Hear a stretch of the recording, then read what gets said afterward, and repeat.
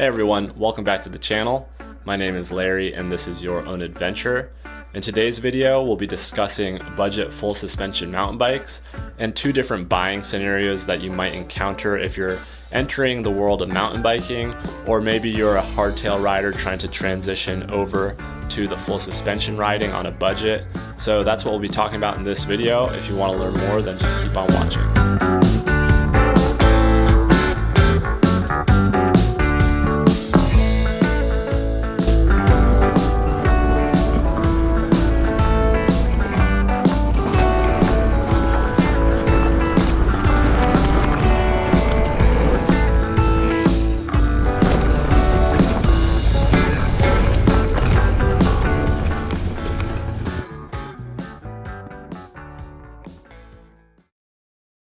Let's talk about the DIamondback Recoil for a minute.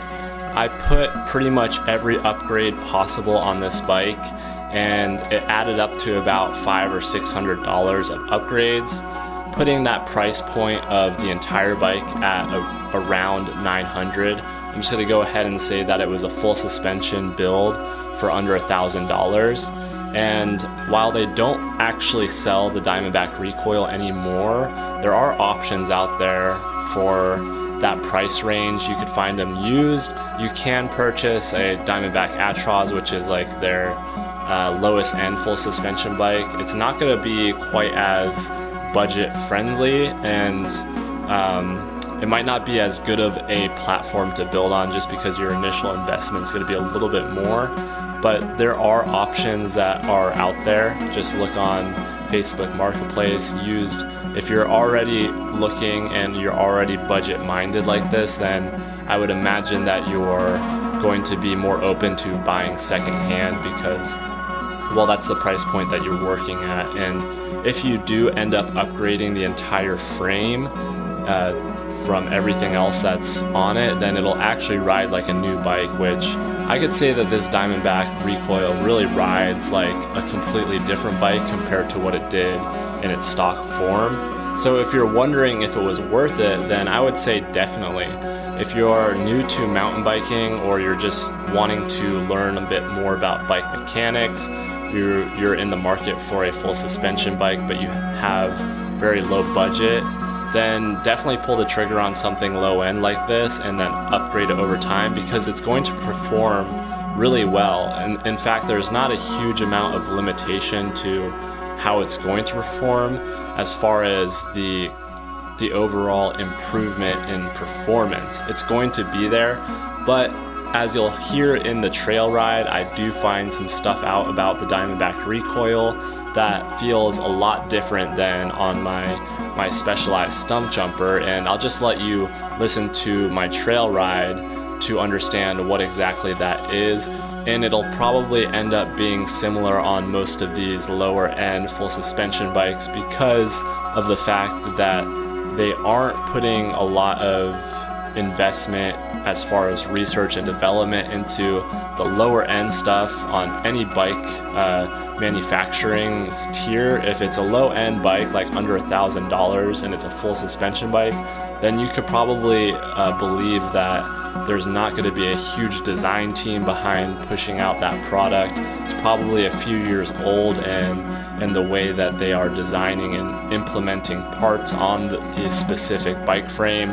So you're going to get older parts and older performance, and that's kind of what I talk about whenever I ride this thing, and you might understand what I mean. It feels like a new bike with all the parts that I put on it, but it's still not going to change the bike frame design. So remember that going into your purchase and understand that.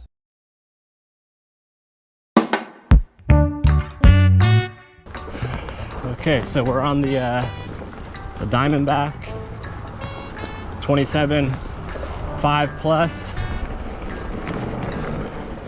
budget mountain bike. Just feeling it out.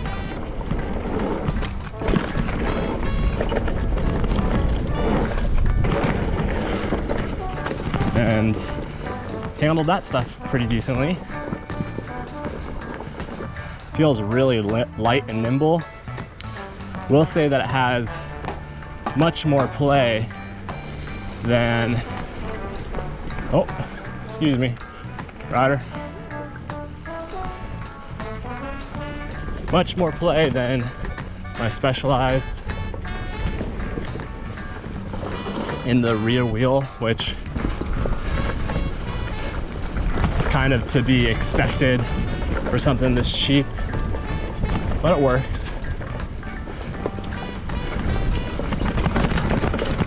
How does it feel on this stuff, you say? Well, it feels pretty good actually. It's a little bit too small for me, but it does the job.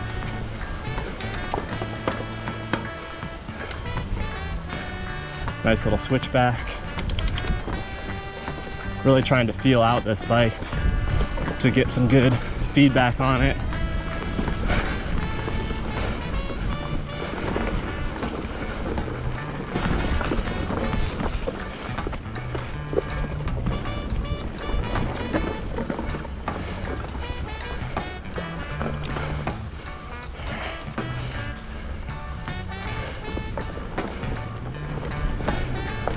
Nice little switchback section, pretty much cross-country trail, but it feels very chattery. That's how I'm gonna describe it.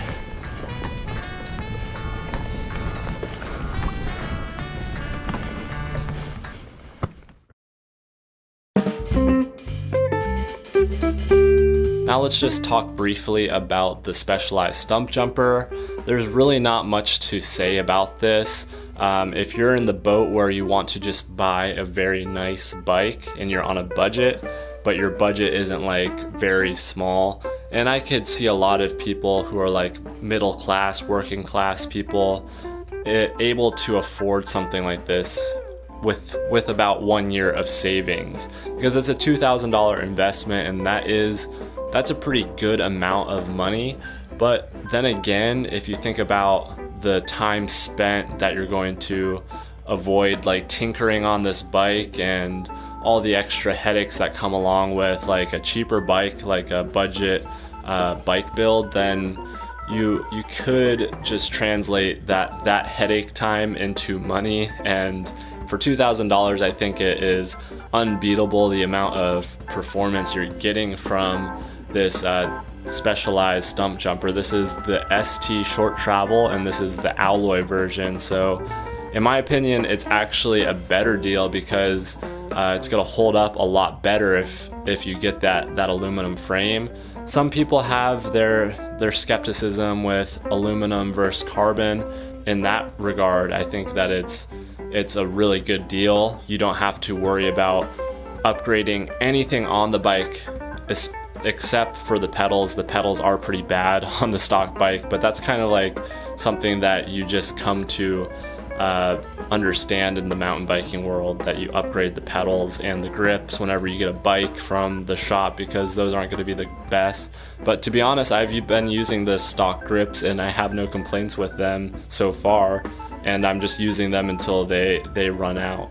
So do I think that the DIamondback Recoil upgraded has any fighting chance against the StumpJumper? I actually really do, because in my experience and my sort of lifestyle, I really like tinkering on stuff, and I don't always have $2,000 to spend. So if I'm browsing Facebook Marketplace, or I see a good deal on Diamondback or whatever website out there that offers lower price bikes, like Bikes Direct or something, if I see a good deal like that and I want a frame to upgrade, then that's what I'm going to do, and I'll still do it today if I find a good bike.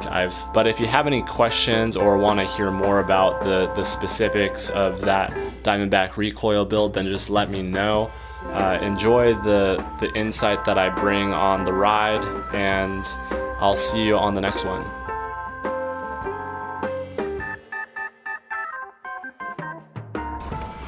I'm going to try to cover the same material on this loop with the StumpJumper.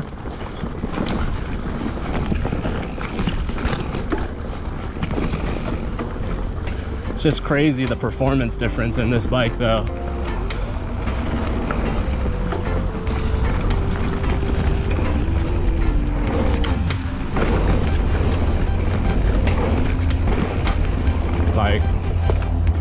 just feels like a completely different animal.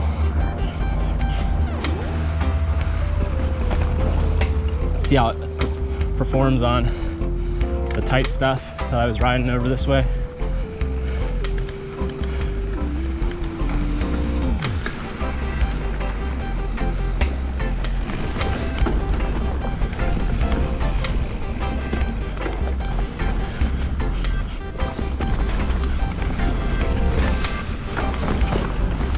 So I can't really, you know, say that every bit of performance in that budget full suspension is coming from or being hindered by the parts. It's really due to the size. That bike is probably 2 sizes too small for me. It's a large, but you know, it's just a all-encompassing large size, and I'd say it's fit more like a medium, whereas I'm riding an extra large right now and I just feel at home on it, just very well balanced and no pain in my back, and it feels really nimble too, even being a tall 29er that it is. Wonder how this windscreen's working with all this wind right now. That'll be interesting.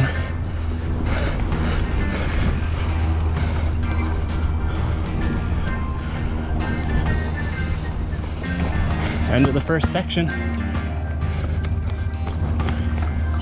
Just got a little bit of time to record left, but I'm really rooting for the budget full suspension bike, but it's hard to beat the performance that you're getting on this StumpJumper for what you're paying, the value. You know, I wasn't able to hang on to the Diamondback on much of this loose, sandy, off-camber stuff, and with this StumpJumper I'm just able to rip through the corners still, even though it's like pretty much sand, and I feel really confident on it. Granted, right there I blew out that corner on my Diamondback. I was able to get through it on the Stumpy, but I just wasn't ready in the right gear. This is where it starts getting really technical though, like this off-camber downhill. I'm still able to throw my bike around.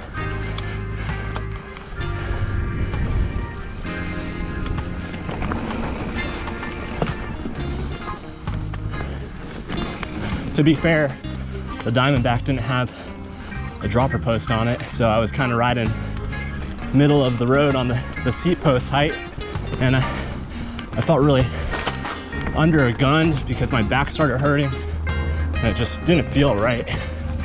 But you know, I'm just trying to test out how the bike feels. This one feels extremely stiff and agile at whatever I throw at it. There is a ton of stuff that I could talk about whenever we discuss budget full suspension mountain bikes and upgrading that platform versus just purchasing the budget option full suspension from a major mountain bike company like Specialized and spending that $2,000 up front, as opposed to maybe spending $400 up front and then $500 over a period of time with that budget full suspension. Maybe it's the Hyper Hydroform from Walmart. Maybe it's one of the Schwinn's that they're releasing. Maybe it's a Diamondback that you found on Facebook Marketplace. But again, it's just personal preference and what you have to work with. If you are handy and have more time and a budget that only allows a certain amount of purchases per month, then buying and finding something that's lower end and upgrading it is a very, very feasible and it's actually going to provide something that is very trail worthy, and it's a good option for riders out there who don't have that initial investment of $2,000 or more to get that big name budget option, which is not very budget option, but once you understand the sport and understand the quality and everything that comes with it, it does become more realistic and more understandable to spend $2,000. If you have any questions or concerns about what we talked about today, then just pop them in the comments down below and I'll get back to you. I think it's a really fun discussion because, well, I've done both, and I think both have their merits and both have their place in the world of mountain biking. What do you think about it? Let me know. Don't forget to subscribe and maybe hit the like button if this video helped you out. Again, my name is Larry and this is Your Own Adventure. Don't forget to go out there and create your own however you can. Spread some positivity. I'll see you later. Mahalo.